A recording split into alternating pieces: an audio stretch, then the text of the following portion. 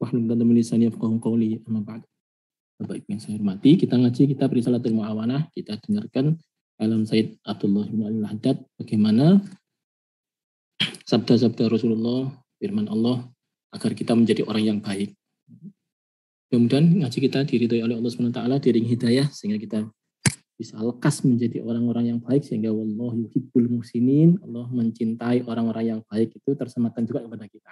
Ala hadziniyah wa ala kulli niyatin salihah wa ila hadratin nabi sayyidina Muhammad sallallahu alaihi wasallam wa ala alihi wa ashabihi azwaji wa dzurriyyatihi thumma ila ruhil habib Abdullah bin Alawi Al-Haddad wa hadrah Huzan Abdul Idris wa abaina wa ummatina wa jami'i muassis Institut Teknologi 10 November jami' sadatina wa abaina madina wa yadu syamir rahmahul maghfirah hiskin fil jannah wa nawwir dara'ihahu wa du'alaina bi barakatihi wa anwari ma'lumi bid din wa din wal akhirah. Al-Fatihah. Bismillahirrahmanirrahim. Alhamdulillahirabbil alamin arrahmanir rahim maliki yaumiddin iyyaka na'budu wa iyyaka nasta'in ihdinas siratal mustaqim siratal ladzina an'amta 'alaihim ghairil maghdubi 'alaihim waladdallin. Amin. Baik, kita lanjutkan ngaji kita. Pada kesempatan sebelumnya kita sudah membahas betapa Tuhan sangat mementingkan kita silaturahmi, rukun dengan siapapun, terutama rukun dengan keluarganya sendiri, rukun dengan orang tuanya, rukun dengan istri, suami, rukun dengan anaknya, harus sangat baik berbakti kepada kedua orang tua dan dibakti oleh anak. Jangan sampai nyentak kepada orang tua, disentak anak.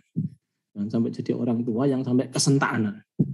Nah, ini bahaya ini, karena itu pengkondisian harus dilakukan. Karena itu hubungan harus sangat baik, sangat akrab. Apa yang kira-kira bikin menjadi akrab kita lakukan. Di antaranya termasuk selalu bergembira, ngajak ngomong yang senang-senang. Jangan sampai menjatuhkan mental, jangan sampai menghina, dan saya bikin jadi ketakutan, kesulitan. Itu adalah perintah Allah Subhanahu wa taala. Bahkan dilevelkan wa'budullah wa la tusyriku bihi syai'a. Dengan menyembah kepada Allah, artinya ketauhidan, dan jangan sampai syirik. Dilevelkan dengan larangan syirik. Apa itu? Larangan untuk durhaka kepada orang tua. Itu perintah untuk berbakti pada orang tua itu dilevelkan seperti levelnya kita menyembah Allah, tauhid. Juga dzil qurbal yatama, rukun dengan famili, kerabat juga termasuk bagian dari ini. Karena itu banyak orang yang terjebak sibuk ngurusi ritual harian ibadahnya tapi lupa berbaik-baik dengan familinya. Akhirnya dia musuhan dengan familinya. Tapi sementara itu ibadahnya, umrohnya jalan terus, wiridanya jalan terus, sholat sunat jalan terus, itu langsung buang itu ibadahnya. Kenapa kok buang? Karena dia tidak rukun dengan familinya. Ini mengerikan. Karena itu setan lebih suka menggoda orang yang ahli ibadah itu dengan tidak rukun kepada familinya. Demikian pula dengan tetangganya, wal jari dzul qurba, selain yatim dan masakin, orang miskin, juga tetangga-tetangga dekat, tetangga jauh. Makanya orang-orang yang ahli ibadah biasanya godaan kuatnya itu adalah tidak rukun dengan tetangganya. Gegeran sama tetangganya. Ada keliru dikit gegeran. Ada beda pendapat dikit gegeran. Tidak mau ngalah sama sekali. Karena maklum ibadahnya merasakan dirinya dekat dengan Allah Subhanahu wa taala. Sehingga gampang sekali tersulut emosinya. Seakan-akan orang-orang itu tidak diridhoi Allah, dirinya sendiri diridhoi Allah. Nah, belum mendalik. Ini godaan-godaan seperti itu terjadi. Sehingga disampaikan dalam Al-Quran surat An-Nisa seperti ini. Bismillahirrahmanirrahim. Wa'budullaha wa la tusyriku bihi syai'an wa bil walidaini ihsana wa bil walidaini ihsana wa bidil qurba wal yatama wal masakin wal jari dzil qurba wal jari junub bil jambi, dan seterusnya ya, al-ayah. Wa qad amara Allah bil ihsani ilal qurba fi mawadhi'in 'adidatin min kitabil aziz. Sudah diterangkan juga bahkan keimanan seseorang itu diukur dari seberapa banyak dia, seberapa intens silaturahmi, seberapa rukun dengan tetangganya, rukun dengan familinya, dengan keluarganya. Silaturahmi itu menjalin hubungan kasih sayang alias kerukunan. Maka orang-orang yang imannya kuat sekali pasti dia merasa aman, merasa nyaman. Tidak sampai tidak rukun. Jadi orang yang punya iman itu dia nggak akan merasa terganggu. Iya. Orang yang punya iman itu tidak akan merasa terganggu. Kenapa? Dia merasa aman dengan Allah Subhanahu wa taala karena tidak ada yang bisa mengganggu di dunia ini, tidak ada yang bisa memberi manfaat di dunia ini tanpa izin Allah. Jadi itu Allah taala semua. Nah, kalau sampai ada orang yang mengganggu itu sepertinya aja mengganggu, tapi sesungguhnya nggak mengganggu itu. koyo aneh, ketok aneh mengganggu, tapi sesungguhnya nggak mengganggu. Ini keyakinan yang beriman begitu. Sudah pernah dikisahkan betapa ada seorang mukmin perang melawan seorang kafir, tetap akhirnya meninggal dunia yang mukmin itu dalam keadaan mati syahid. Ternyata mati syahid itu mengantarkan dia mendapatkan kenikmatan di alam barzakh. Dihormati sedemikian rupa oleh para aulia, para anbiya. Ini bukan anbiya lah levelnya ya. Kaget dia, kok bisa para anbiya menghormati saya? Iya, karena saya ini levelnya saat ini adalah mati syahid. Sehingga status tersebut membawanya sangat terhormat di alam barzakh. Maka dia berterima kasih kepada Allah Ta'ala karena mendapatkan level seperti itu. Dan dia makin menyadari bahwa level seperti itu dicapainya gara-gara dia itu dibunuh oleh orang kafir. Jadi secara tidak langsung sebetulnya orang kafir membantu dia untuk mendapatkan level syahid. Karena itu dia berterima kasih. Dan akhirnya orang yang kafir tadi itu ya didoakan oleh si mukmin tadi supaya ya bersyahadat dan seterusnya ibadah. Dan meninggal dunialah si kafir tadi dalam keadaan husnul khotimah. Di alam kubur ketemu dia. Sebagaimana doanya dia kepingin bertemu dengan orang yang mensyahidkan dirinya pada zaman sebelumnya. Nah, akhirnya ketemulah dua orang itu berpelukan, wes guyonan. Kenapa kok begitu? Karena saling berterima kasih. Aku terima kasih ya. Waktu itu kamu syahidkan, kamu bunuh lah gampangnya itu. Kamu syahid. Dan akhirnya mati syahid. Iya, aku juga terima kasih kamu doakan aku dapat hidayah. Kamu yang doakan katanya malaikat ya. Iya, alhamdulillah bisa ini berpelukan. Ini Rasulullah pernah mendengar cerita ini dari malaikat Jibril dan Rasulullah ketawa terhadap ini. Sampai sahabat heran, kenapa ketawa Rasulullah? Itu kejadian seperti itu. Jadi gimana caranya kita bisa jengkel kepada orang lain dengan cara seperti itu? Bahwa ternyata yang kayaknya, ini kayaknya ya, yang kayaknya mengganggu itu ternyata memang tidak mengganggu. Sepertinya aja mengganggu. Tapi sesungguhnya dia tidak mengganggu. Karena gangguan itu semua atas izin Allah Subhanahu wa taala. Kalau tidak diizinkan, meskipun satu kampung memusuhi sampean, memusuhi diri kita, nggak akan ngefek. Nggak akan bisa menjatuhkan gitu. Tapi kalau tidak diridhoi oleh Allah Ta'ala, meskipun satu kampung itu mendukung kita, satu kantor mendukung kita, semua orang bahkan sak jagat mendukung kita, nggak akan bisa terbang, nggak akan bisa naik. Kalau tidak diizinkan oleh Allah. Itulah karakternya orang beriman. Jadi nggak bingung, tidak jengkel kepada siapapun. Karena itu dia gampang berbuat baik kepada siapapun. Rasulullah menyampaikan bahwa ditimbangnya itu dari segi keimanan. Maka yu'minu billahi wal yawmil akhir falyasil rahimah. Kalau emang aku beriman pada Allah dan hari akhir, pasti kamu gampang silaturahmi dengan siapapun gitu. Itu bahkan disebutkan kalau bisa sedekah. Sedekah itu kalau bisa kepada yang dekat-dekat. Dan kerabat dekat, dengan teman dekat, apapun yang dekat-dekat itu disodakoi. Kadang-kadang kita sibuk sedekah yang jauh-jauh, luar negeri itu sedekah. Tapi tetangga sebelah ada yang kelaparan nggak disedekah. Anaknya sampai kurang gizi, nggak ada yang tetangganya sedekah. Sibuk tetangganya sedekah kepada yang jauh-jauh. Luar kota, luar daerah, luar negeri. Ya bukan dilarang ke luar negeri sedekah itu.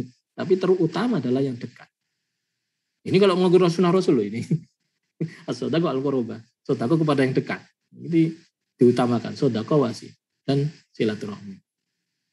Boleh-boleh aja sedekah tempat yang jauh, tapi terutama yang dekat harus didahulukan. Itu karakternya Rasulullah begitu. Ini kalau ngaku sunnah Rasul ya maksudnya nggak bingung sama hadis ini. Nggak sampai nggak gitu maksudnya. Bisa aja masih nolaknya bisa jadi. Dan tinggal kita tanya ya kita maksudnya kita mau ingin mendengarkan hadis-hadis ini ataukah kita mau punya hadis sendiri dalam benak pikiran kita. Dalam hadis yang lain disebutkan fal yukrim jarahu, berarti memuliakan tetangga. Orang yang beriman tuh pasti nggak kesulitan untuk rukun dengan tetangganya.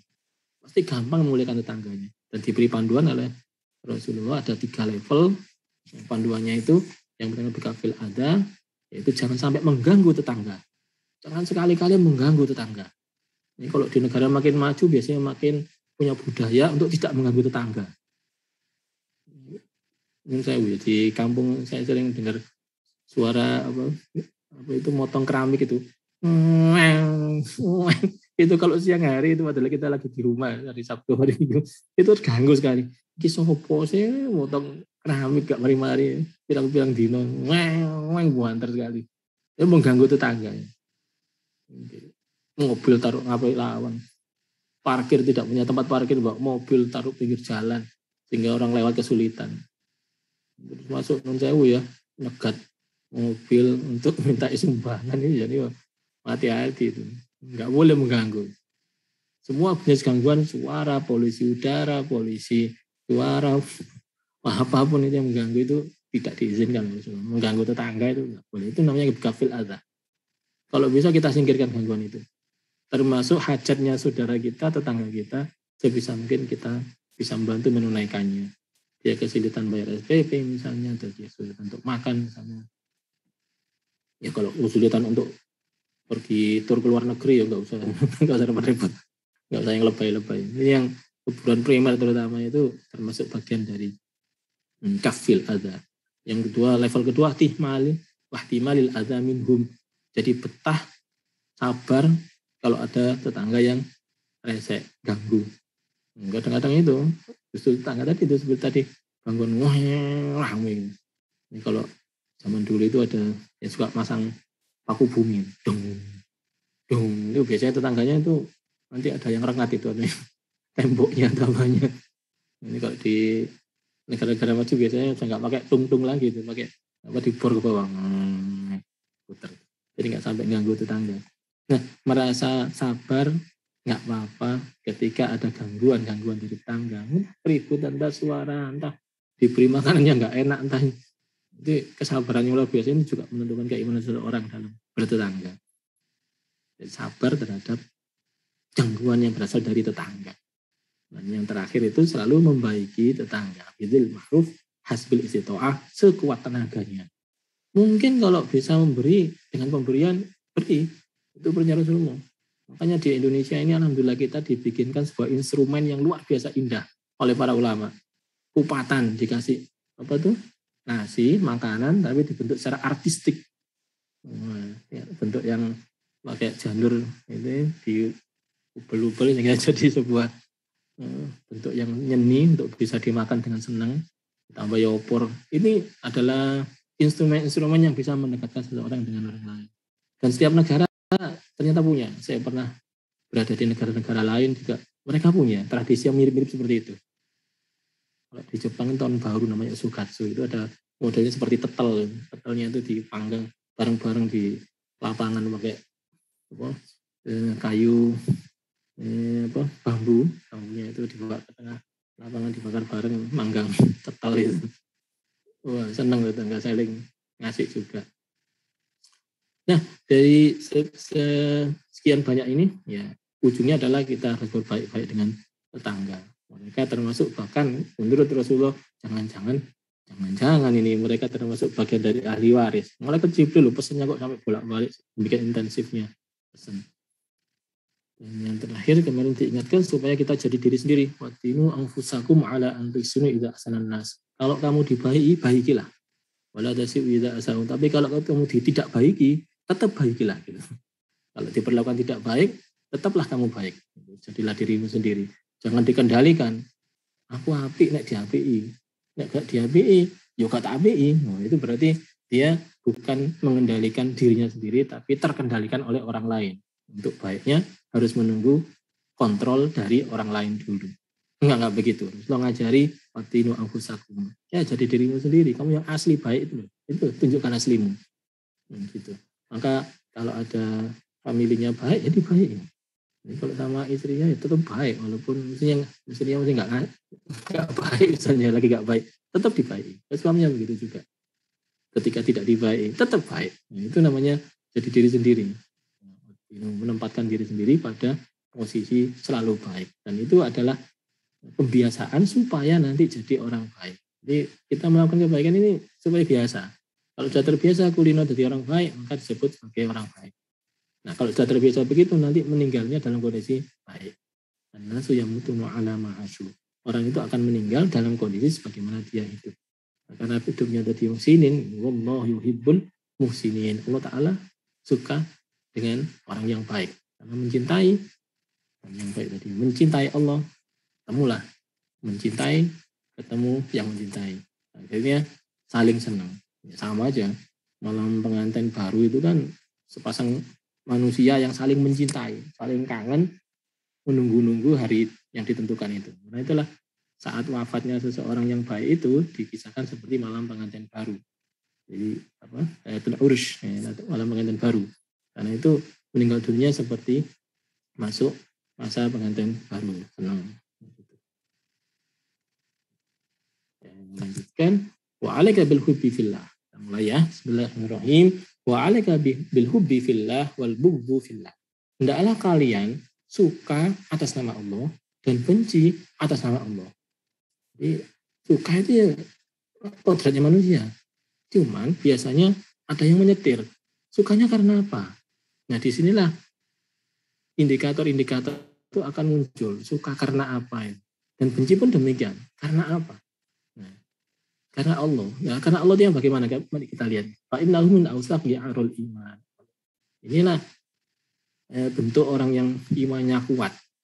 Waqala Rasulullah SAW, afdalul a'mali al-hubbu fillah wal bughdu fillah. Amal yang paling afdol di sisi Allah adalah cinta karena Allah dan benci karena Allah.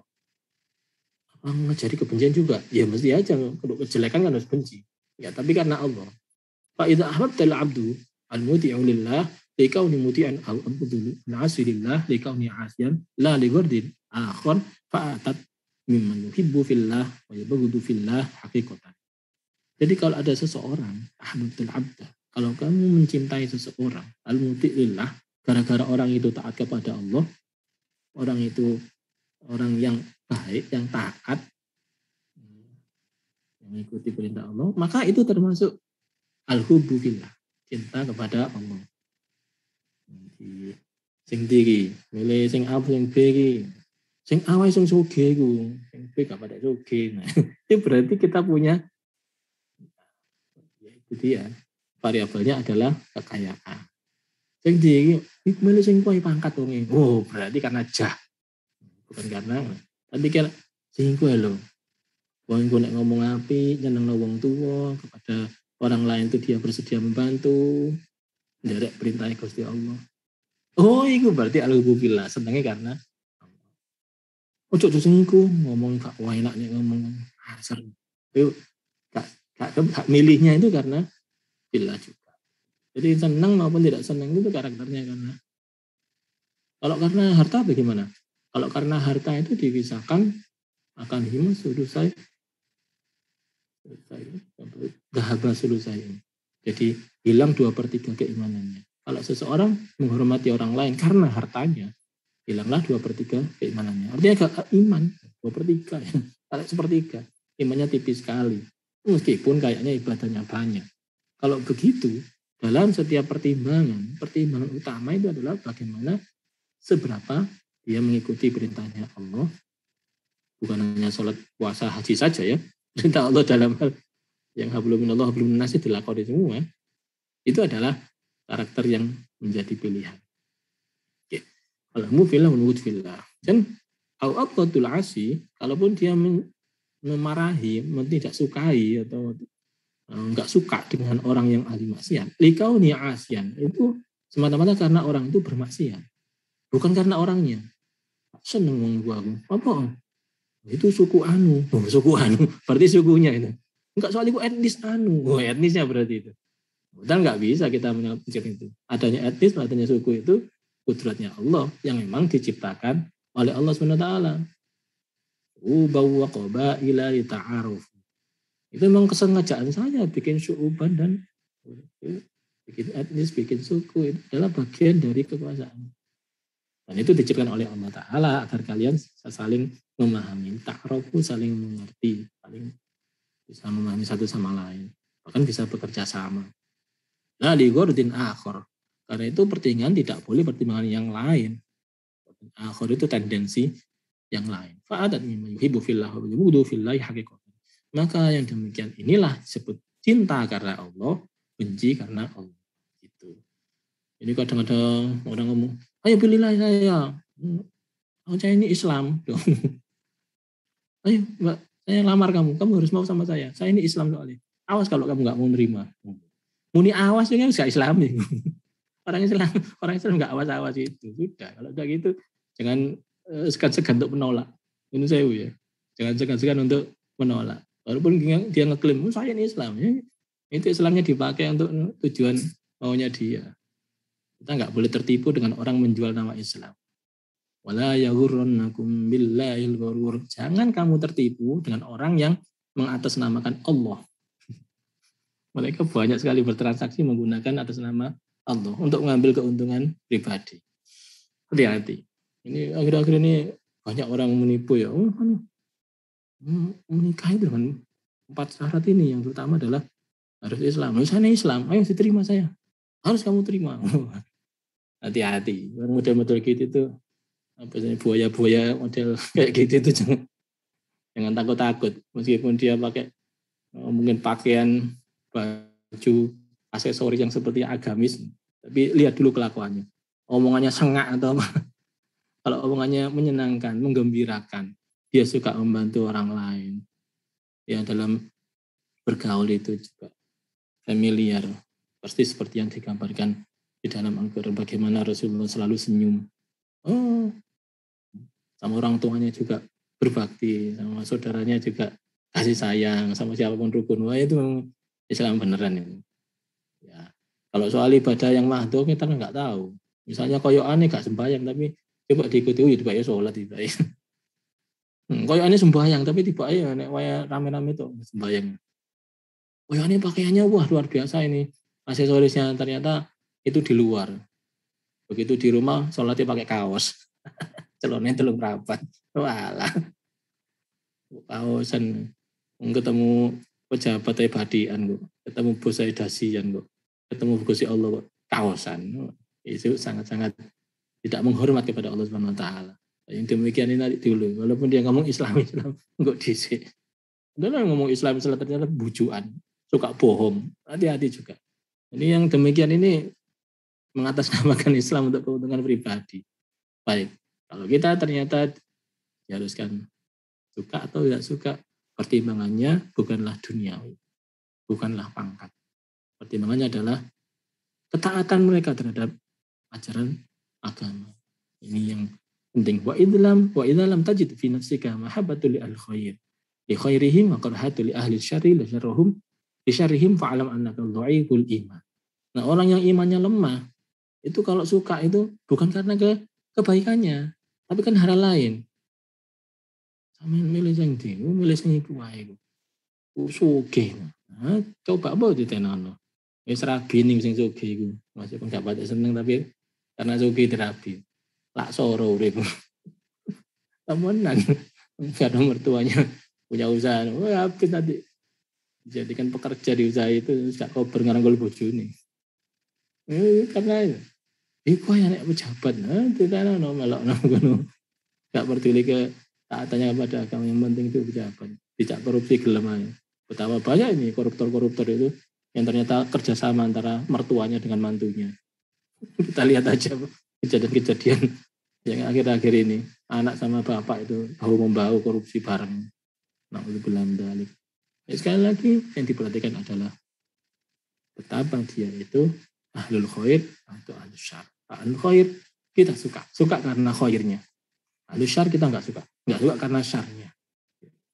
Oke, maling pun ya kita nggak suka karena dia malingnya. Sebagai manusianya tetap baik-baik aja mereka sebagai manusia. Nah, ini yang nanti saya lakukan. Perintah kedua, berikutnya adalah wa'alaika bimusahabatil akhyar. Hendaklah kalian sahabat itu bergaul dengan orang-orang yang baik. Wa'tazilal asyrar, dan kalau bisa menghindari orang-orang yang buruk. Menjadi satu solihin, dan kalau bisa jagongan ngobrolnya itu sama orang yang soleh. Artinya kalau punya asosiasi, punya ikatan kerukunan, punya organisasi, ya coba pilih mana yang banyak orang baik-baik. Itu biasanya nulari. Nulari itu maksudnya dia bisa mempengaruhi kita untuk makin prestasi misalnya. Nah, dia orang berprestasi, orang yang rajin, ya langsung maupun tak langsung tiba-tiba kita berubah jadi orang yang berprestasi, makin rajin. Ya, mereka orang-orang yang sangat care terhadap kemanusiaan, kita akhirnya kan. Mereka orang yang rajin sholat, rajin baca Al-Quran, akhirnya kita takut. Rajin baca tafsir, rajin belajar.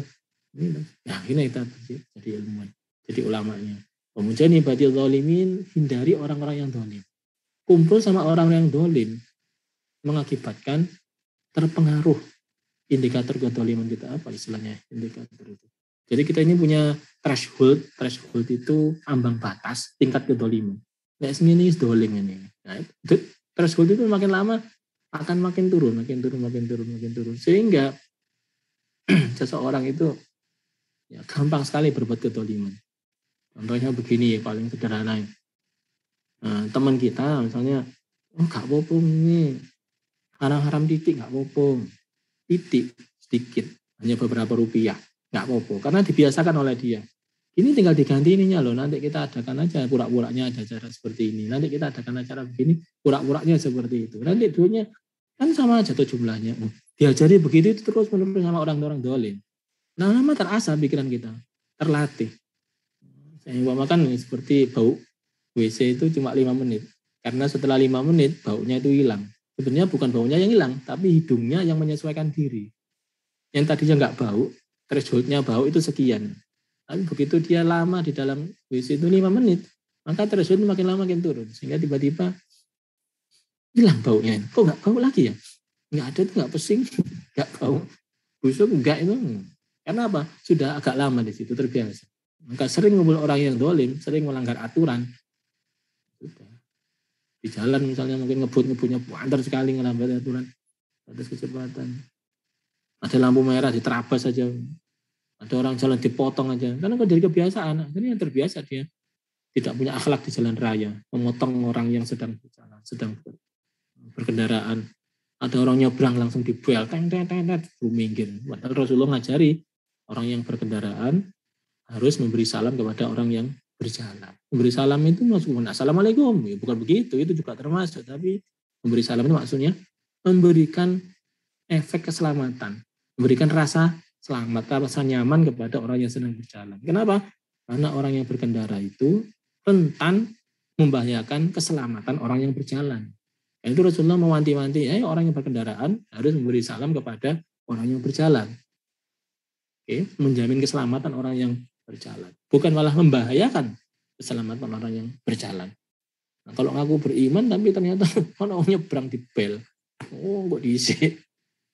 Oh, jangan di bel. Monggo lewat dulu, silakan. Mungkin kalau ngebel ya karena hal tertentu yang sangat darurat. Jadi kalau orang jalan itu harus diutamakan. Saya kira makin maju suatu negara, Bapak dan Ibu sekalian yang berada di luar negeri atau pernah keluar negeri, negara-negara maju ya, pasti merasakan betapa gagahnya orang yang berjalan di jalan raya itu. Bisa melewati mobil-mobil yang langsung berhenti ketika dia menyeberang. Saya kira itu yang makin hari akan makin ditiru oleh orang-orang yang menuju ke arah adab yang modern. Maka jadi betul ini. Qala alaihi salatu wasallam, Rasulullah bersabda, al-mar'u ala dini khalili. Seseorang itu kualitas agamanya, keimanannya itu tergantung kepada kelakuan temannya. Bisa teman kok bisa mempengaruhi begitu. Ya mungkin beberapa yang masih labil akan gampang terpengaruh. Mungkin, tapi kalau sudah memang kita stabil, kalau bisa mempengaruhi, jangan sampai malah justru terpengaruh. Kalian itu ahadukum min mayukhun. Maka perhatikan seseorang itu dari siapa aja kumpulannya. Ini akhir rame. Orang-orang kalau ketahuan korupsi itu cari di handphonenya itu sopo nomor telepon yang pernah hubungan sama dia. Katut itu. Biasanya ada hubungan-hubungan tertentu itu. Jadi bergaul erat apalagi dengan seseorang konten kriminalnya itu apa namanya itu ya, indikator kriminalitasnya itu tinggi, levelnya itu tinggi, indeks kriminalitasnya seseorang itu tinggi, wah itu akan berpengaruh kepada teman-temannya yang bergaul dengan dia. Akhirnya membiasakan untuk bilang gak popo. Gak poponya ini bikin temannya itu jadi terpengaruh. Ini berpengaruh kepada teman-teman. Maka alaihi salatu wassalam bersabda lagi, al-jalis salah khairun min wahid. Duduk dengan orang yang baik itu lebih baik daripada sendirian. Enggak kok dengan sendirian itu alhamdulillah sekarang di YouTube itu mudah ya memperoleh pengajiannya para ulama ya. Ada Gusmus bisa langsung dibuka, Gusmus ya gitu. Ada Gus Pak bisa langsung dibuka. Ada Kiai Jamaluddin Ahmad bisa dibuka. Dari pesantren Irboyo, pesantren ini para ulama yang mengajarkan ilmu asli dari Rasulullah. Ilmu asli itu ya dari Al-Quran langsung, hadis langsung, yang kepakarannya sudah otoritas untuk menyampaikan, itu kita ambil. Kita serap ilmu beliau. Al-Jalis. Duduk-duduk dengan itu. Hari ini kalau duduk-duduk dengan datang ke majelisnya, ya masih bisa, tapi udah masih jarang karena masih pandemi. Nanti kalau pandemi selesai, kita sering-seringkan soalan ikut majelis taklim para ulama. Jalis soleh. Duduk-duduk juga dengan orang yang baik, sahabat-sahabat kita yang baik, yang punya semangat tinggi dalam membela agama, membela kemanusiaan, memberdayakan rakyat, memberdayakan orang miskin. Duduk dengan mereka ini pasti ada inspirasi banyak. Daripada sendirian, mending duduk. Maka bergaul dengan orang-orang yang baik ini akan menginspirasi kita untuk jadi baik juga. Khairun minal wal wahdatu khairun minal jalisi su. Tapi sendirian itu lebih baik daripada duduk dengan orang jelek. Karena bagaimana orang jelek akan menginspirasi kita juga untuk berbuat jelek. Walaupun inspirasinya itu kayak matur. Prematur itu ya kayak cuma mana gak kira terpengaruh ini. Tapi kalau sering, karena itu kita sebut dengan istilah post-truth. Sekarang ini ada kejelekan yang diomongkan berulang-ulang, akhirnya dirasa itu sebagai kebaikan. Kebohongan yang diomongkan berulang-ulang, di-share berkali-kali, di-reposting berkali-kali, itu akhirnya dirasakan sebagai kebenaran. Betapa bahwa kita anti terhadap suatu etnis tertentu itu diomongkan terus-menerus, akhirnya betul-betul anti. Etnis itu jelek itu. Betapa kita mencaci seseorang tapi diomong-omongan terus-menerus, artinya menyatakan bahwa mencaci orang itu nggak apa-apa. Loh, kok iso? Ini namanya post-truth. Kalau ini terus-terusan dilakukan begitu, hanya bergeser threshold dari ITS baik. dan Kalau juga itu lebih baik menghindari. Ini juga bermakna. Kalau ikut grup, ternyata grupnya isinya itu caci maki belaka. WhatsApp grup, Facebook grup, apapun grup itu, live aja. Nggak usah takut. Nanti saya malah dijauhi. Dijauhi lebih baik daripada kumpul orang jali susu. Kumpul orang yang jelek. Serius ini Rasulullah mengumpamakan itu. Nanti Bang Ijen itu loh, melok ngobrol sama beliau baik-baik. Nanti Bang Saman ngomong bahasanya elek Bang Ijen itu ruhan. Jadi tidur itu lebih baik daripada kumpul sama orang-orang yang jelek. Baik, jadi yang pertama adalah Ibnu Hayyan. Bismillahirrahmanirrahim. Wa'alam anna mukhalidata ahlil khair. Misalnya setahum tasra'u fil qalbi mahabbatul khair. Wa du'ainu ala amali bih. Ketahuilah bahwa mukhalidata bergaul dengan ahli khair, orang yang baik. Mencari sedahum dan duduk bersama mereka. Duduk dalam satu forum, duduk dalam satu grup, duduk dalam satu grup email dan seterusnya. Tazra'u fil qalbi. Itu akan menumbuhkan di dalam hati rasa cinta kepada kebaikan. Jadi kita sebut sebagai mahabbatul khair atau inspirasi kebaikan. Ini Rasulullah mengembangkan sebagai sunnah. Mansanna sunnatan hasanatan, barang siapa mensunnahkan suatu sunnah yang baik. Jadi sunnah itu ada yang baik ada yang buruk ya. Dari mana ya hadis ini? Mansanna sunnatan sayyi'atan, barang siapa mensunnahkan sunnah yang jelek. Dari segi bahasa sunnah itu bisa baik bisa buruk. Walaupun dari segi istilah sunnah itu adalah satu kebaikan yang harus kita tiru. Baik dari lisan Rasulullah, dari perbuatan Rasulullah, dan dari ketetapan Rasulullah, persetujuan Rasulullah.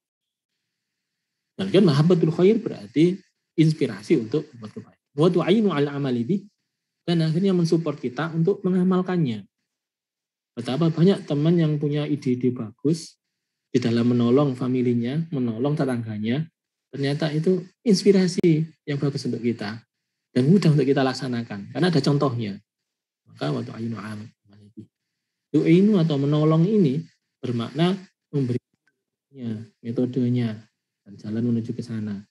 Akhirnya kita beramal dengan mudah. Ini pentingnya kumpul dengan orang yang baik. Kumpulan dengan orang yang baik. Kama anna mukhalatatu ahli syarri umujalasatihim tagrizu bil qalbi hubbas syarr. Dan sebaliknya, kumpul sama orang yang jahat, apalagi sering ngobrol dengan mereka, maka di dalam hati akan tumbuh rasa syarr, hubbas syarr, suka kepada syarr. Yaitu kejelekan. Ternyata iri. Kok bisa sih? Padahal kita loh sama pendidikannya sama levelnya, kok bisa lebih tinggi itu dari saya. Oh, caranya, gini caranya. Wah, terus caranya ternyata melanggar aturan, melanggar undang-undang, melanggar ketetapan, melanggar SK, melanggar. Wah, ketemu ngono iku Mas. Yo, carane ngono ketemu, nek caraku enggak. Ini caraku. Saya pernah digitukan sama sejumlah orang. Udahlah Pak, enggak apa, enggak akan ketahuan di sini nih. Zaman dulu ya, jadi dekan. Enggak akan ketahuan, Pak. Ya, gimana lagi ya? Saya ini enggak bisa seperti itu. Enggak apa-apa, enggak ada yang tahu. Berarti enggak jujur dong. Apa Pak?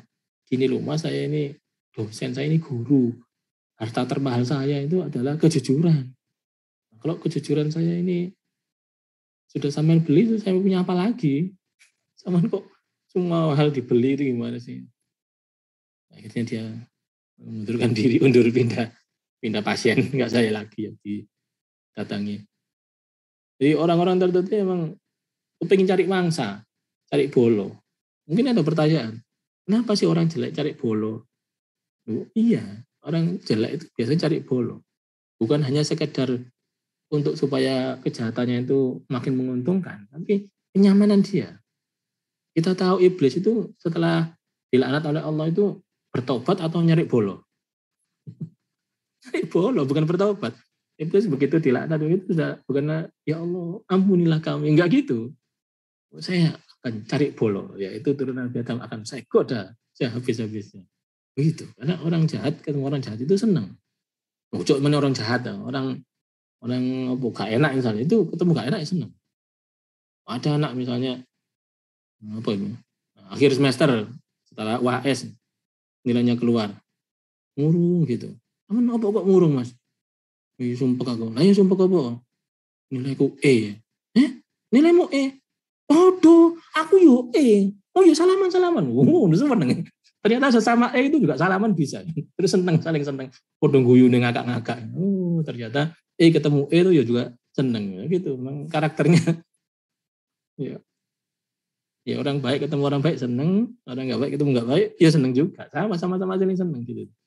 Ini maklum kita masih berada di dunia. Ya non sewu, selama jenengan semua masih berada di dunia, akan selalu ketemu orang yang baik dan orang yang tidak baik. Nah, pilihan kita ini diberi pilihan ya, duduklah dengan yang baik, nggak usah duduk dengan yang tidak baik. Loh, kapan kita nanti ketemu yang baik saja atau yang jelek-jelek saja? Kalau sudah meninggal dunia. Jadi kalau sudah tidak di dunia lagi, di alam barzah akan ada pemisahan. Orang yang baik akan ditempatkan di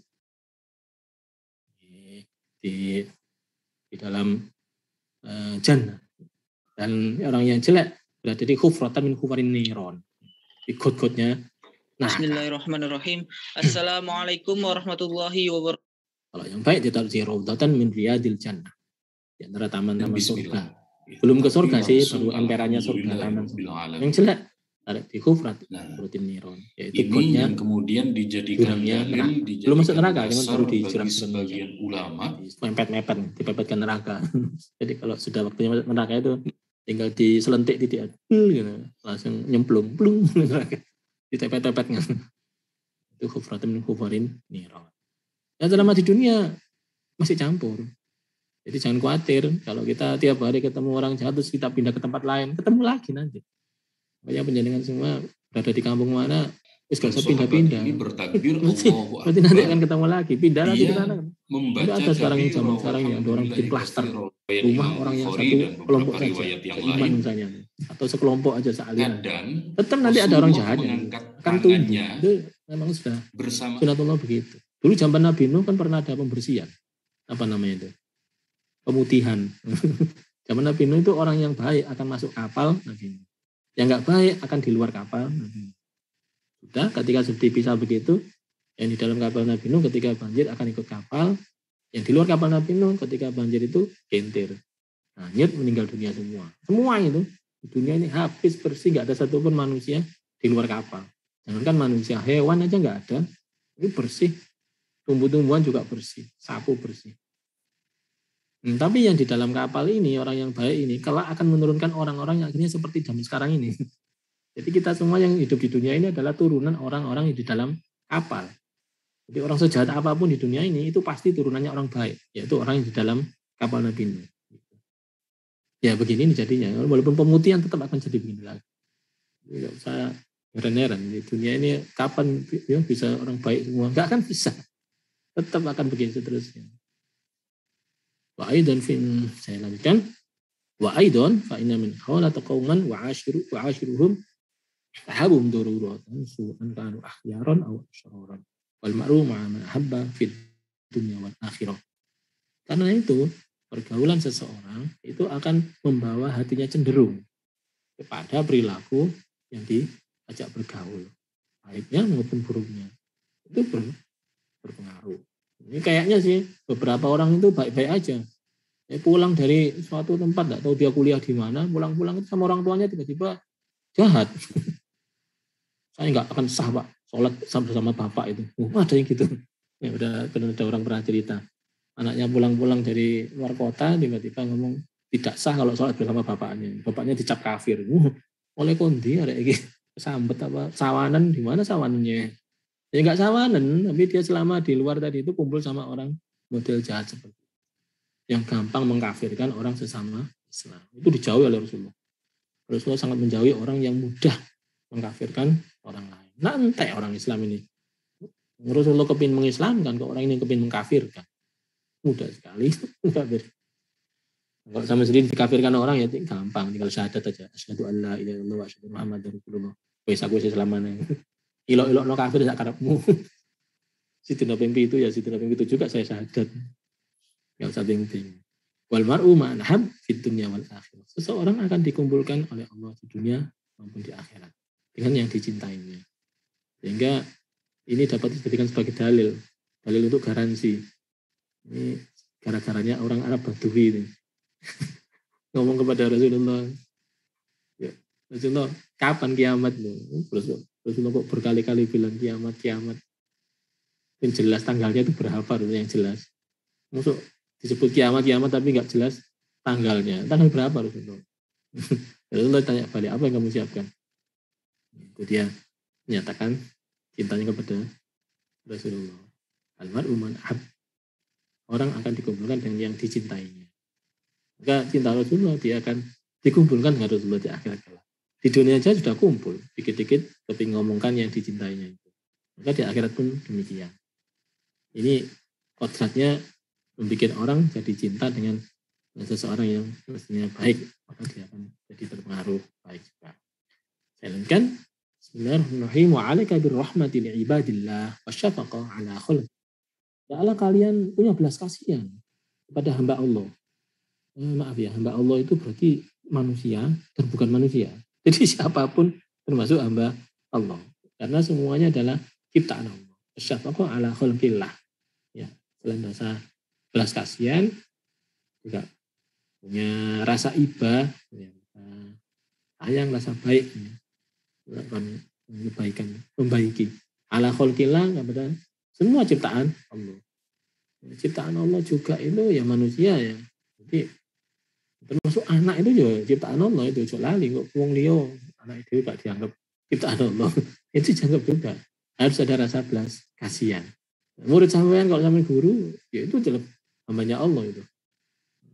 Karena belas kasihan kepada si murid itu yang berarti belas kasihan kepada hambanya Allah, ya layaklah Allah Ta'ala belas kasihan kepada kita. Dan sebaliknya ada seorang guru, seorang dosen itu mati dalam tega sekali kepada muridnya, nyiksa kepada muridnya, menjatuhkan, mempermalukan. Nah, dalam hadis ini menyakiti seperti itu, yang ada tersakiti juga adalah si pencipta, sang pencipta mahasiswa itu, Allah Subhanahu Wa Ta'ala. Jadi hati-hati kalau nyakitin orang itu, hati-hati. Yang nggak terima itu bukan hanya orang itu, tapi Allah Subhanahu Wa Ta'ala. Rasulullah pun demikian. Nggak terima kalau umatnya itu disakiti seseorang. Jadi jangan sampai menyakiti perasaan Rasulullah SAW. Ulangi, mirrahmah ya ibadillah. Biasakan punya belas kasihan kepada hamba Allah. Siapapun dia. Lepas dia itu muslim atau tidak muslim. Lepas dia itu manusia atau bukan manusia. Hewan misalnya. Lepas hewan itu bisa dimakan atau tidak dimakan. Misalnya. Termasuk anjing itu juga hewan itu.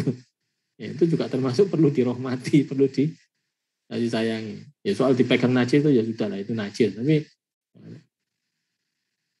jadi enggak cuma anjing ya, semua hewan ya. Ini ada juga yang dulu sampai mengadu kepada Rasulullah. Onta. Ya, ontanya itu dibebani dengan beban yang sangat berat.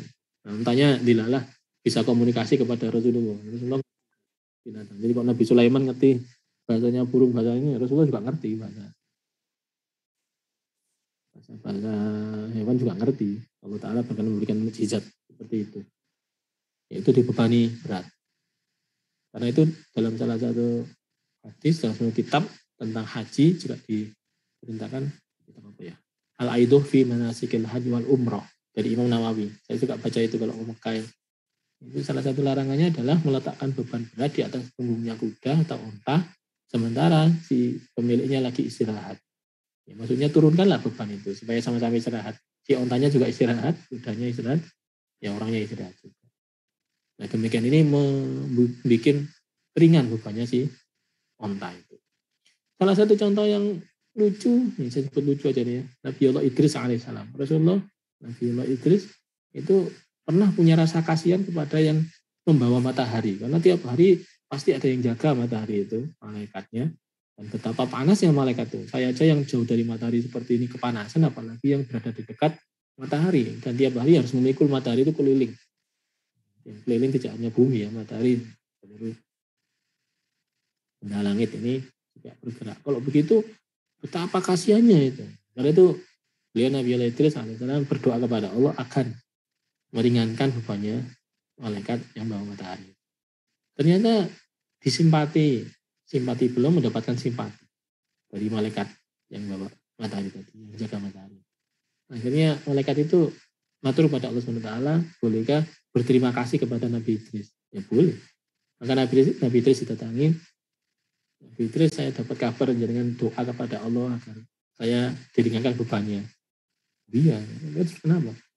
Monggo, kalau Anda kepinginan apa, saya mau berterima kasih. Saya bisa doakan kepada Allah. Ternyata Nabi Idris kepinginnya itu luar biasa. Kepingin survei ke surga dan neraka. Berarti permintaannya. Ya, tapi ya karena sudah bilang begitu, akhirnya berdoa pada Allah dibawalah ke sana. Tapi Nabi Idris pinter. Kita ke neraka dulu aja. Akhirnya ke neraka, sowan kepada malaikat Malik. Malaikat Malik sudah langsung jadi guide. Apa guide itu? Yang ngantarkan. Nah, itu sudah beres survei neraka sudah, ganti ke survei ke surga. Keluar dari neraka, pindah ke surga. Surga sudah siap malaikat Ridwan, bisa mengantarkan. Ternyata sampai di dalam surga nggak mau keluar. Kenapa nggak mau keluar Nabi Idris? Saatnya pulang nih.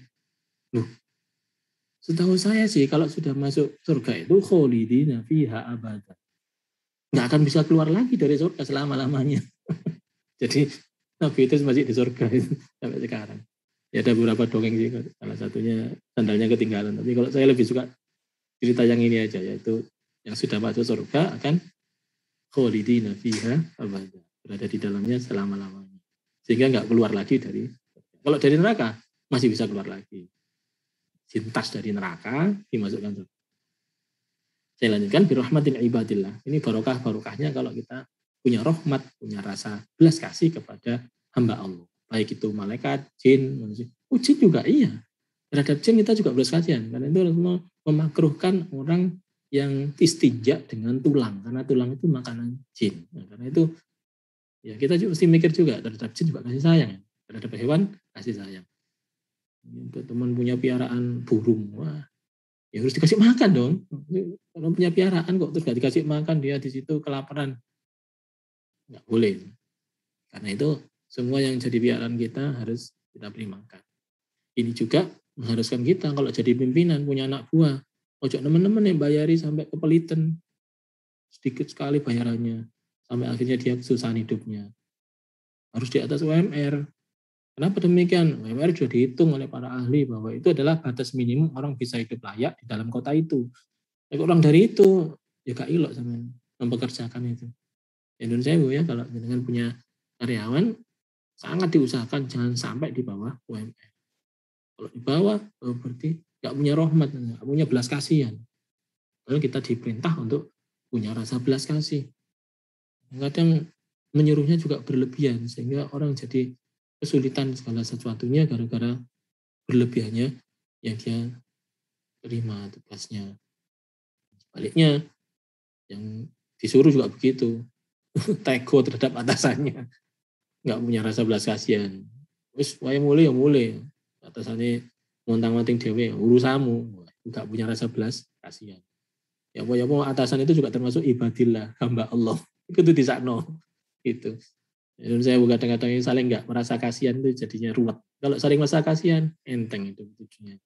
Wasyafaqah ala khalqillah. Membaiki semua makhluk Allah. Kalau punya tanaman ya disirami. Kalau punya anak ya diajari, dituntun. Jangan sampai kalau keliru dibiarin. Beberapa orang rupanya suka memarahi anaknya, nggak memperlakukan dengan baik. Sama aja, itu nggak punya rasa belas kasihan. Dipukul, nggak boleh mukul kayak gitu. Rasulullah sebagai ya nabi yang sangat mencintai umatnya nggak terima kalau ada umatnya itu disakiti. Oh, dalam rangka mendidik atau enggak coba ditanya. Tapi waktu mukul itu emosi atau buktu fillah. Jadi kan boleh benci tapi lillah dengan atas nama Allah. Ada sebuah kisah Sayyidina Ali radhiyallahu anhu. Suatu ketika beliau sedang beradu pedang alias berperang. Perang yang biasanya ada sesi antar pendekarnya perang adu fisik ya. Jadi pendekarnya Sayyidina Ali yang dari Muslim, yang dari orang kafir ada. Setelah dalam beberapa babak Sayyidina Ali menang, itu pedangnya Sayyidina Ali sudah hampir kena lehernya si musuh itu. Dia sudah kalah itu. Tapi pas mau ditetakkan si pedang itu, si musuh itu meludah. Kena wajahnya Sayyidina Ali. Aneh, Sayyidina Ali begitu kena ludah itu wajah beliau, itu langsung melepaskan genggamannya, melepaskan si musuh tadi. Enggak jadi dipukul. Ya sahabat heran semua, ada apa Sayyidina Ali? Itu kan dilihat orang banyak gitu. Gini, waktu dia itu meludahi saya, itu jengkelkan sekali. Karena itu ketika saya mau memukul dia, pukulan ini saya niatkan lillahi ta'ala atau karena saking jengkelnya saya karena diludahi oleh dia. Sayyidina Ali itu detail sekali masalah kayak gini-gini niat ini. Nggak tahu kita sudah punya niat ini atau belum ini. Ya, daripada konflik of interest, Sayyidina Ali melepaskan dia. Nggak jadi. Nggak tahu, kita semua coba apakah ini sebagai pekerja ya atau sebagai dosen misalnya ini lillahi ta'ala apa niat golek duit aja. Itu coba di-tag. Wah, ini belum di-setting ulang di resetting. Masih gitu juga. Kuliah ini untuk nyari ilmu atau niat golek kerjaan. Enggak ilmu ya berangkat lillahi ta'ala bismillah. Talabul ilmi fardhatun. Sama aja dengan setiap kegiatan kita dilakukan ini apa niat lillahi ta'ala apa karena aku ben tersohor. Oh, kok tersohor? Berhenti dulu. Kalau menurut saya Dinali, kita pending dulu. Di pending beberapa saat setidaknya. Setelah itu, setelah kita selesai dengan diri kita sendiri, baru berangkat lagi. Begitu kalau modelnya saya Dinali. Daripada niatnya keliru. Sayang kan? Itu model yang paling hati-hati ya. Kalau separuh-separuh sih bisa jadi. Ya separuh. Untuk nilai ta'ala, separuh. Agar saya bisa trending, Mbak. Wah, itu trending. Ada double ternyata. Terus ya apa, gak trend? Gak trend ya sedih saya. Berarti kita punya niatan yang berbeda. Sama coba disetting ulang. Bukan karena trending, tapi karena lillahi ta'ala. Ini tidak. Oleh itu bunyi, wa kun rahiman syafiqan ulufan maklufan. Hendaklah kamu punya belas kasih sayang syafiqan baik kepada mereka, siapapun, ulufan wa maklufan. Makluf itu familiar, gerapiak dengan siapapun. Wahdar antakuna fadlan ghalidha. Hati-hati jangan sampai kasar. Jangan sampai kaku. Udah kasar, omongannya kasar ya. Kaku, keras hati. Au fahisyan jafian. Atau kalau ngomong malah nyakitkan. Kelakuannya enggak nyenengkan. Kalau begitu, ya itu bukan karakternya Rasulullah. Rasulullah itu selalu lembut kepada siapapun. Katanya Rasulullah ada perang. Perangnya Rasulullah tuh waqatiluna alladzina yaqatilunakum. Alladzina yaqatilunakum. Rasulullah itu memerangi orang yang memerangi beliau. Akhriju min haitsu akhrajukum. Kalau Rasulullah mengusir itu orang yang mengusir beliau begitu. Jadi mengeluarkan dari daerahmu itu yuk keluarkan itu. Jadi sifatnya defensif bukan ofensif. Ya pernah Rasulullah itu menyerang duluan. Dalam sejarah kita ketahui bahwa Rasulullah qatilul ladzina yaqatilunakum. Gitu. Jadi memerangi orang yang memerangi beliau. Qatil musyrikin kama yaqatilunakum kaffah. Dan perangilah orang musyrik sebagaimana mereka memerangi kalian. Itu selalu begitu. Kadang-kadang hadis ini atau ayat ini dipotong separuh sehingga ujungnya itu selalu menyerang orang yang tidak sepemahaman. Padahal tidak. Tidak demikian. Selalu ada kama sebagaimana dia telah. Maka sekali lagi kita dibiasakan untuk mudah rohiman belas kasih. Ikon untuk membaiki. Ulufan, gerapiak dengan siapapun.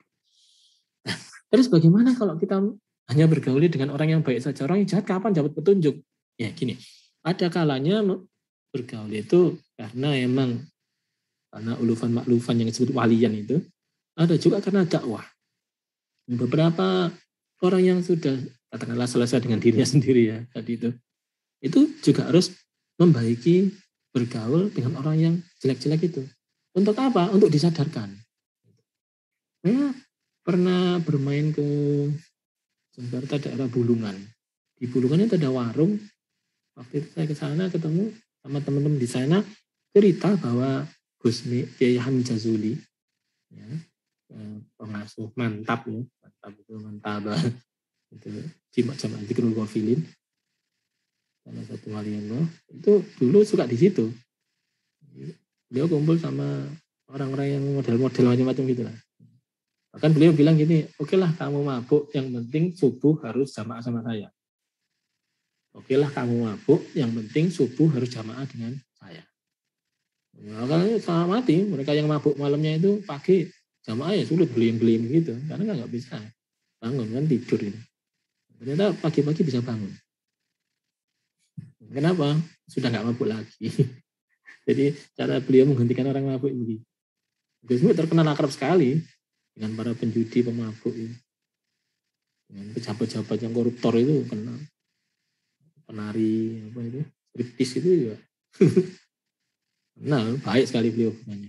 Dan di tangan beliau mereka semua insya mereka semua menjadi orang-orang yang baik saat ini. Banyak sekali itu saksi hidup yang masih ada saat ini. Beliau adalah orang yang menginspirasi semua orang yang tidak baik itu menjadi sadar. Nah, ternyata kita semua yang punya kompetensi ini nggak boleh tinggal diam. Justru kita harus memberitahu. Nah, bisa memberitahu itu kalau kita sendiri hubungannya baik dengan mereka. Karena itulah dalam rangka dakwah ini juga ada opsi untuk membaiki, bergaul dengan orang yang tidak baik. Untuk memberitahu. Bukan untuk enjoy, bukan untuk istilahnya wali. Kasih sayang seperti itu. Tidak, bukan karena itu. Tapi karena ingin mengarahkan mereka. Nah, mengarahkan mereka itu tidak boleh dengan cara yang keras, apalagi kasar. Beberapa orang rupanya pakai jalan yang kasar. Wah itu, Allahu Akbar. Allahu Akbar sekarang dipakai untuk acara acara kekerasan. Padahal tidak demikian. Artinya Allahu Akbar, Allah Maha Besar. Allah Maha Besar berarti saya ini kecil. Saya kecil ini maka saya sangat tawadhu. Tapi kalau dibalik Allahu Akbar itu artinya saya hebat. Ya bertentangan maknanya dengan yang diucapkan. Fadlan ghalidhan qalbi. Saya kalau ada teriak Allahu Akbar, saya jawab sami Allahu liman hamidah. Fadlan ghalidhan fashion jawabian.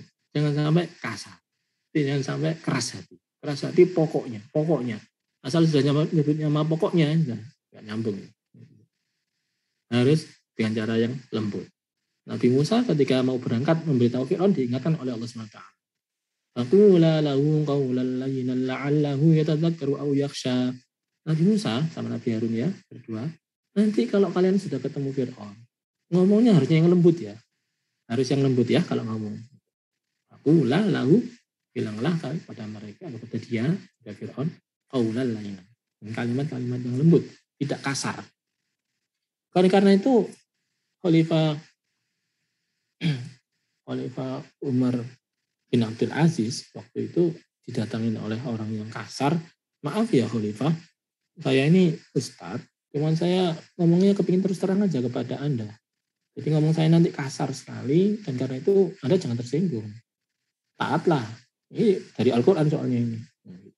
Ternyata Khalifah jawabnya begini, kamu diam wahai bodoh, disebut bodoh. Kenapa? Kamu itu tidak lebih baik daripada Nabi Musa. Dan saya tidak lebih buruk daripada Fir'aun. Oh begitu aja Musa ketika bicara dengan Fir'aun diingatkan oleh Allah Ta'ala. Aku lalu layyinan la'alamu yatadzakaru aw yakhsha. Musa kalau bicara ke Fir'aun nanti yang lembut ya. Itu padahal Nabi Musa sangat mulia, lebih mulia daripada kamu. Kamu tidak lebih mulia daripada Nabi Musa. Kepada Fir'aun. Yang Fir'aun itu, kalaupun aku jahat, lebih jahat Fir'aun. Aku nggak mungkin lebih jahat daripada Fir'aun. Fir'aun itu sejahat-jahatnya orang. Bukan aku Nabi ya, aku Tuhan ya. Sudah gak aku Nabi lagi, aku Tuhan. Dia arogan dengan aku sebagai Tuhan. Jahat sekali.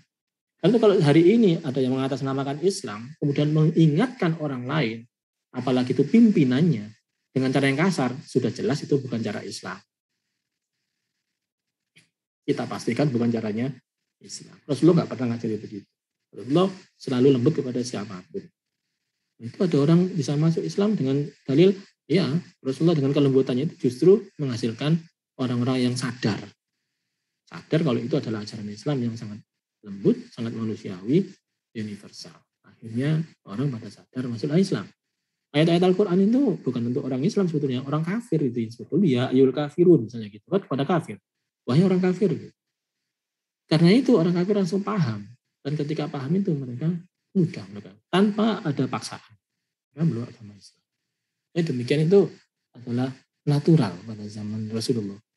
Nah, cuman makin ke belakang gini, makin orang tidak mengenal Rasulullah sehingga punya persepsi sendiri bahwa Rasulullah itu kejam, bengis, tegas.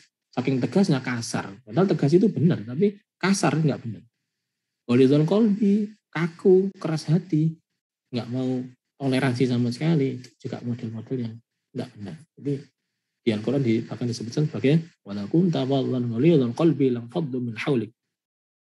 Kalau kamu kasar, hatimu keras, sikapmu itu kaku, mereka pasti akan lari dari kamu. Nah, harus berubah. Gitu. Baik. Qala alaihi salatu wassalam, Rasulullah bersabda, innama yarhamullahu min ibadihi ruhama. Waman lam yarham, waman la yarham, la yurham. Sesungguhnya lah, nama itu sesungguhnya lah, nggak bisa enggak berarti. Allah Ta'ala itu maha rahmat, maha belas kasihan kepada hambanya. Ar-Ruhama, terutama hambanya yang belas kasihan. Waman lam yarham, la yurham. Waman la yarham, barang siapa yang tidak punya belas kasihan, la yurham tidak akan dibelas kasihani oleh Allah. Jadi seiman apapun seseorang, kalau tidak punya rasa belas kasihan, dia tidak diberi belas kasihan oleh Tuhan. Maka Allah Ta'ala mengasihani orang yang punya belas kasih. Dan Allah tidak mengasihani orang yang tidak punya belas kasih. Ini Rasulullah nyampaikan begitu. Jangan sampai hadis ini malah dihapus. Harus hadis ini dijadikan dicamkan pada diri kita. Jadi kasihanilah itu. Kalau istri lagi sibuk ini kasihani. Suami lagi gitu, kita kasihani. Anak lagi capek-capek kayak gitu, kita kasihani. Jangan malah dibebani tugas. Ya ada anak berani ke orang tuanya itu karena dalam kondisi terjepit malah dikasih tekanan yang berat. Hanya jadi tegang ya. Entah tekanan untuk berbakti kepada dirinya, contohnya, atau tekanan karena dia tidak diapresiasi setiap kegiatannya, tekanan. Ini hubungannya tidak baik. Harusnya punya rasa belas kasihan. Belas kasihan ini juga harus teraplikasi pada keseharian juga dalam bekerja kok gitu. Dan bahkan sekarang banyak orang fakir miskin di tanah air kita ini karena misalnya karena COVID, karena pandemi, kehilangan pekerjaan, mereka dibantu oleh pemerintah. Orang-orang yang mencegah bantuan ini nyampe, itu orang nggak punya belas kasihan, mencegah dengan sengaja bahkan supaya duit ini nggak nyampe kepada fakir miskin, nggak punya belas kasihan itu. Bahkan ada yang mengkorupsinya, mengambil, mengutipnya, walaupun hanya sekedar 50.000, 100.000 rupiah, ada yang sampai 200.000 rupiah mengkorupsinya, tidak punya rasa belas kasihan dia. Betapa orang fakir miskin yang kesulitan makan, kesulitan untuk beli obat, kesulitan untuk menghidupi keluarganya itu sudah diberi bantuan, bantuannya dicolong. Sangat tidak belas kasihan. Orang yang demikian tidak dibelas kasihani oleh Tuhan. La yarham, la yurham. Orang yang nggak punya belas kasihan tidak dikasihani oleh Tuhan. Maka alaihissalam, saya lanjutkan, al-mu'minu ulufun ma'lufun. Orang mukmin itu gerapiak. Dengan siapapun nggak kaku. Sangat familiar, mudah. Wala khaira fi man la ya'lafu. Tidak ada kebaikan orang yang tidak mau bergaul, tidak gerapiak tadi. Tidak gampang untuk bergaul, membaiki orang lain. Saya kira yang kita sampaikan pada hari ini berhubungan langsung dengan bagaimana kita bergaul dengan sesama manusia. Kita mesti memasang standar yang mudah untuk bisa bergaul dengan siapapun. Tapi ketika sudah kita ketahui bahwa yang kita akan ajak bergaul dengan orang-orang yang jahat, yang bahkan diperkirakan akan mempengaruhi kita, cepat cabut dari sana. Sendirian jauh lebih baik daripada bergaul dengan orang-orang yang jahat. Tapi manakala kita punya niatan yang sebaliknya, akan kita ubah dia kejahatannya. Monggo enggak apa. Bagi yang punya kemampuan untuk itu sangat welcome. Itu ibadah yang sangat utama. Jadi jangan diam terhadap suatu kegilaan. Sing waras ngalah, sing gendeng ben tambahan tadi. Enggak boleh. Yang waras enggak boleh ngalah. Yang waras harus mengambil tindakan supaya yang gendeng tadi tidak makin melebar gendengnya kemana-mana. Ya, yang punya kemampuan media, monggo dipakai medianya supaya menjadi pencerahan bagi orang-orang yang tertular kegendengan itu supaya lekas sembuh. Demikian. Diniati apa? Diniati belas kasihan. Suatu saat orang tertentu yang akhirnya menyendiri ke gunung. Kenapa? Menyendiri ke gunung? Kota sudah rusak ya. Didatangi oleh Imam Ghazali. Menyendiri ke gunung ini bermakna meninggalkan umatnya Rasulullah diganggu oleh orang-orang yang berbuat arogan, yang merusak iman mereka. Kamu tega seperti itu. Itu Imam Ghazali penuh sekali itu pidatonya kepada orang-orang yang berusaha untuk menyendiri demi untuk menghindari orang-orang jahat tadi. Dan dia punya kemampuan otoritas untuk melakukan penyadaran. Saya kira kita pun demikian. Sudah lama mengaji, sudah punya ilmu yang insya Allah cukup untuk sekedar stay bagi diri kita sendiri dan memberitahu yang sederhana, walaupun masih agak sulit untuk yang pelik-pelik ilmunya, bisa mungkin kita lakukan. Demikian, mohon maaf kurang lebihnya. Mohon maaf, kita akhiri dengan berdoa. Bismillahirrahmanirrahim. Alhamdulillahirabbil alamin. Amin. Muhammad wa ala alihi wasallam. Amin. اللهم إنا نسألك العفو والعافية في الدين والدنيا والآخرة اللهم نافعا ورزقا واسعا حلالا صالحا وعملا مقبلا ربنا في الدنيا حسنة وفي الآخرة حسنة وقنا عذاب سيدنا محمد الحمد لله. Assalamualaikum warahmatullahi wabarakatuh. Waalaikumsalam warahmatullahi wabarakatuh. Matur Bagus. Matur nuwun.